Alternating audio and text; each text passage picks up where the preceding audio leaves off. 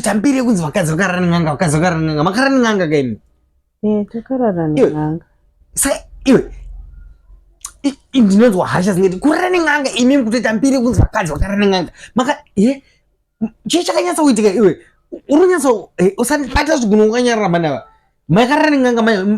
kurara n'anga imimi takarara n'anga kwakusina hayaye usataura sina basa mani iwe kurara n'anga kutoita mbiri kunzi vakadzi vakarara n'anga vakadzi vakarara n'anga iwe namai guru vakarara n'anga vakarara n'anga iwe ko mamangu namai namama futi munhu mukuru akadaro kurara iwe mama waitodyawo munhu wese aitodya akatovhundukawo vachona mbuya n'anga ivavo vachipinda hapana munhu aitombozvifarira tese taitotya takangoshaya kwekuenda hapana pamwe patairara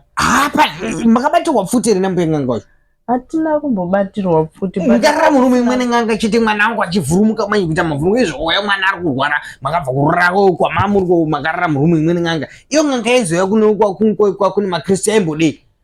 makadii kuidzinga vakadzi vakadii kubatana narume hatitoziva kuti mbuya n'anga ivavo vakauya mbuya n'anga ivavo vakangopinda munhu wese bvatongovhunduka tazongopedzisira tarara nekuti papasina kwekuenda papasina mamwe marume ekurara panze painaye chonai manje motuta mwana wangu kuenda naye kwamuenda naye toenda kunyaradzwa